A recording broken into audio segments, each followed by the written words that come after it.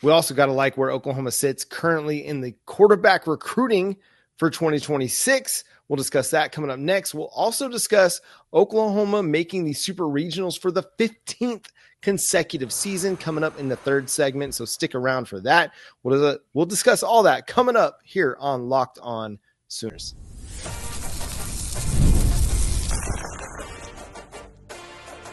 You are Locked On Sooners, your daily podcast on the Oklahoma Sooners. Part of the Locked On Podcast Network, your team every day. Thanks again for making Locked On Sooners your first listen every single day. Shout out to all the everydayers out there tuning in and subscribe to the show wherever you get your podcasts. We're part of the Locked On Podcast Network, your team every day. So, Jay, the Oklahoma Sooners, we know, are really battling for quarterbacks in the 2026 recruiting class. They've got Jaden O'Neal committed. He's been committed since last summer, stayed committed through the offensive coordinator transition, but has been taking visits to Georgia, to Florida State. We know Auburn is in pursuit as well. But the Oklahoma Sooners, under Ben Arbuckle as the offensive coordinator, have also offered Bo Bentley. Well, over the weekend, he has named his final two in his recruitment. Comes down to LSU and the Oklahoma Sooners, Jay. You're muted, my friend. Glad you pointed that out, John. We'll leave that blooper in.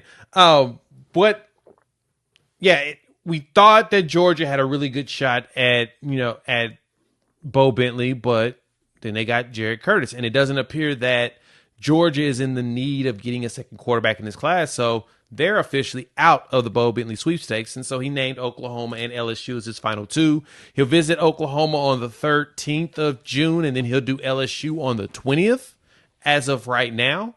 And so if Oklahoma's going to win this one, they're going to have to go ahead and toss put their best foot forward on the 13th. And as of now, he is the only 2026 player on the calendar for the 13th. So we'll see how that goes. It's very interesting to see that Oklahoma does not have a lot of players on that list, but I'm glad to see that it's starting to slowly wind down. I expect him to have his commitment done here in June. What sources have told me is that he's mulling them both, but it's going to happen here in June. Well, and I think maybe it was Steve Wiltfong he talked to, that he said he wants to be involved in peer recruiting. He wants to be an active participant in what his program is doing on the recruiting trail, and that makes sense. And so having that commitment done in June will allow him to be a part of these bigger official visit weekends. The fact that maybe he's the only guy on campus for that June 13th weekend, to me, it says Oklahoma is going to put forth the full court press on him, and they want all their guys, all of their resources available to recruit him, but then have him available to come back maybe for Champ U barbecue if they're able to earn his commitment. So I think there's, some strategery here, but you know that Oklahoma and Ben Arbuckle, they love Bo Bentley. They want to make him a part of the class. It doesn't necessarily mean that Jaden O'Neal won't be a part of the class. It just means that they also really, really value Bo Bentley and what he does. He's a dynamic dual threat quarterback. He's a guy that can sling the ball like crazy, and he can run like crazy. He's a very, very good runner. He's a multi-sport athlete, plays lacrosse, plays soccer. So he's very athletic, and he's going to be able to make some things happen with his legs. He's a top 10 quarterback in the class. The lowest rating he's got is with Rivals, who's got him at number 10 as the number 10 quarterback in the class. But he's considered a top 50 prospect according to On3, number 79 in the nation according to 247 Sports. So, this is a big time recruitment that Oklahoma is going after, and will they land him? We'll see. It seemed like they were in a good position to be in this as soon as they offered, but you've got to worry about LSU. They're going to be bringing a big time pitch because they've done some really nice things with quarterbacks over the last 6 years or so. Date back to Joe Burrow and then going with Jaden Daniels and now Garrett Nussmeier. They've got a lot of quarterback cachet on the recruiting trail right now. A bunch of it. And they're going to have good wide receivers. You just know that. Yeah. Good and healthy ones now. You'll have a lot of them that Emmett Jones is focused on, getting some consistency. You've noticed that they're going after guys with size. Mm-hmm. That's kind of a big thing. And, quarterbacks like guys that can throw it up to and let them go get it sometimes. And that is kind of the focus for Oklahoma. And so hopefully, this whole saga comes to a conclusion within the next couple of weeks. I know Jaden O'Neal visits early. I think his final visit is Florida State. You have, and then Bo Bentley coming in on the 13th. You got to, lock. If you're going to go for 2, you got to go ahead and get locked up. But John, it does appear that Oklahoma is dead set on getting a second quarterback, and I think they've waved the white flag on the idea of them landing both Jaden O'Neal and Bo Bentley. I say that because they gave an offer out to a viral sensation quarterback in Jackson Fields. All right, calm down. Put your headphones back on. Put them back in. Come on, put it back in. I know you're losing your mind because you heard the word Jackson. Okay, I get it. But the kid's pretty solid. He is out of Destrehan, Louisiana, which is like an unincorporated community right outside of Keller.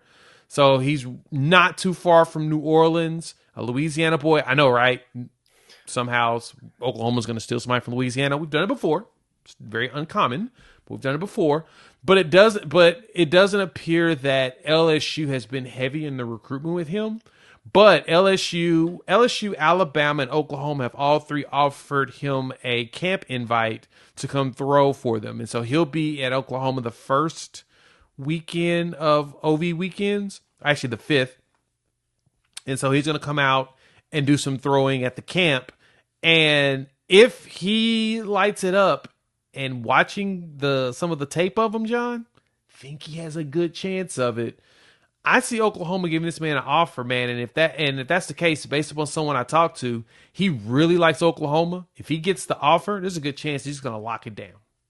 Well, he looks like a guy like Bo Bentley, and he plays like a guy like John Matier. I mean, another dynamic dual threat that can throw on the move and has good size to him. We'll see. And this, again, feels like a Ben Arbuckle, Jim Nagy special, Yep. Bo Bentley wasn't getting a ton of buzz until he went to the Under Armour or the All-American Bowl, one of those. But prior to that, it felt like Oklahoma was kind of in the mix there, but really started pursuing him after the All-American Bowl. And they're just finding these guys that haven't been rated but are about to kind of set the world on fire. Like, this is one of those kids, this Jackson Fields. He might not be rated now, but by the end of the 2026 cycle, he will certainly have several stars, if not 4 of them, next to his name, because that offer sheet's about to blow up. And not every kid is going to be unearthed early in the recruiting process. That's not how it works. There are hundreds of thousands of high school football players across the country, and these recruiting outlets can only watch so many of them.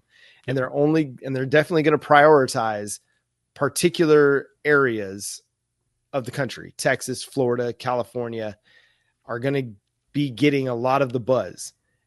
And even in Louisiana, some of those kids are going to fly under the radar. Giovanni Gibson was one of them. Jermichael Carter was another one. And now we're starting to see, oh, hey, look, there's a little bit of talent that's not getting noticed in Louisiana. And Jackson Fields might be another one.